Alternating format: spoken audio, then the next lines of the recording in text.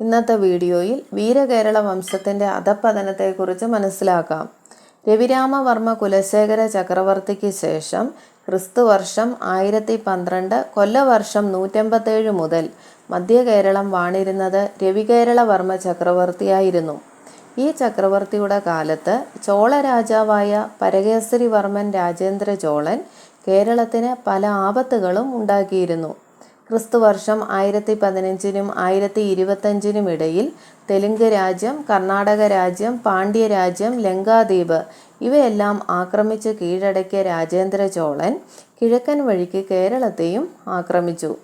ആ ആക്രമണത്തിൽ ഒന്നാമതായി പാലക്കാട് രാജാവിന് പേരാറ എന്ന് പ്രസിദ്ധമായ ഭാരതപ്പുഴയുടെ സമീപത്ത് വെച്ചുണ്ടായ യുദ്ധത്തിൽ ഭയപ്പെടുത്തി തോൽപ്പിച്ചോടിച്ചു. ആ രാജാവിൻ്റെ വക ആനപ്പട, കുതിരപ്പട മുതലായവയും ഭണ്ഡാരങ്ങളും എല്ലാം കൈവശപ്പെടുത്തുകയും ചെയ്തു. പിന്നെ ആ വഴിക്ക് തന്നെ മധ്യകേരള രാജ്യം ആക്രമിച്ചുകൊണ്ട് തിരുവഞ്ചിക്കുളം വരെ എത്തി വീരകേരള ചക്രവർത്തിയുമായി ഭയങ്കരമായ യുദ്ധം നടത്തി. രാജേന്ദ്ര ചോളൻ്റെ ശക്തിയെക്കുറിച്ചും സൈന്യബലത്തെക്കുറിച്ചും അറിഞ്ഞിരുന്ന ചക്രവർത്തി രാജകുടുംബത്തിലെ ഏക സന്തതിയും അനന്തരവളുമായ രാജ്ഞിയെ അവരുടെ ഭർത്താവായ പെരുമ്പടപ്പ് നമ്പൂതിരിയുടെ കൂടെ വന്നേരി നാട്ടിലുള്ള ആ നമ്പൂതിരിയുടെ ഇല്ലത്തേക്ക് അയച്ചതിന് ശേഷമാണ് യുദ്ധത്തിലേർപ്പെട്ടത്. ആ യുദ്ധത്തിൽ ചക്രവർത്തിയുടെ സൈന്യങ്ങൾ മിക്കതും നശിച്ചു. ഒടുവിൽ ചക്രവർത്തി തനിയെ രാജേന്ദ്ര ചോളനുമായി യുദ്ധം ചെയ്ത് ആ ചോളരാജാവിൻ്റെ ആയുധത്താൽ കൊല്ലപ്പെടുകയും ചെയ്തു.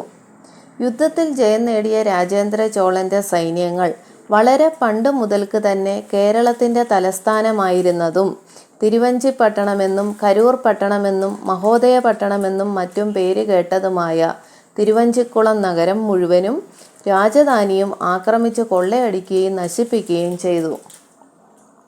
പരശുരാമൻ ആര്യാവർത്തത്തിലെ ക്ഷത്രിയ രാജാക്കന്മാരോട് പിണങ്ങിയിരുന്ന കാലത്ത് അദ്ദേഹത്തിൻ്റെ അധീനതയിൽ കിട്ടിയതും അന്യന്മാർക്കൊരു വിധത്തിലും കൈക്കലാക്കാൻ കഴിയാത്ത വിധം ആ മഹർഷി ശാന്തിമക്കോട്ട എന്ന് പറഞ്ഞിരുന്ന ഗൂഢസ്ഥലത്ത് കൊണ്ടുപോയി സൂക്ഷിച്ചിരുന്നതും കേരളത്തിൽ വന്ന കാലത്ത് ചേര രാജാവിന് സമ്മാനിച്ചതും ചേരവംശ രാജാക്കന്മാരും പിൽക്കാലത്ത് പെരുമാക്കന്മാരും ആ വഴിക്ക് കേരള ചക്രവർത്തിമാരായ വീരകേരള വംശക്കാരും കുലപരമ്പരയായി ബഹുമാനപൂർവം ധരിച്ചു വന്നിരുന്നതും അവരുടെ അസാധാരണ കുലധനമായി കരുതി വന്നിരുന്നതും തിരുത്തങ്കമുടി എന്നും ശ്രീതിലകം എന്നും പേര് കേട്ടതുമായ ആ വിശിഷ്ട കിരീടവും രാജേന്ദ്ര ചോളൻ കരസ്ഥമാക്കിയിരുന്നു.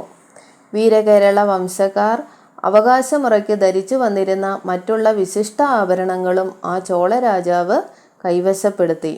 അങ്ങനെ പുരാതന കാലം മുതൽ നിലനിന്നു വന്നിരുന്ന ആ കേരള കുല രാജധാനിയും അവരുടെ കുലധനങ്ങളും കുലപട്ടണവും രാജേന്ദ്ര ചോളൻ്റെ ഈ ആക്രമണത്തോടുകൂടി നശിച്ചു പോകുന്നതിനും കാലക്രമത്തിൽ എല്ലാം നാമാവശേഷമായി മാറുന്നതിനും കാരണമായി.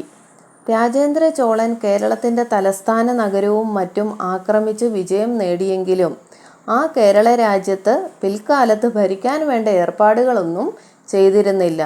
നേരെ മറിച്ച് കേരള രാജാവിനെ ജയിച്ചും പട്ടണം നശിപ്പിച്ചും നേടിയെടുത്ത വിശിഷ്ട ദ്രവ്യങ്ങളോടുകൂടി തിരികെ പോവുകയാണ് ചെയ്തത്.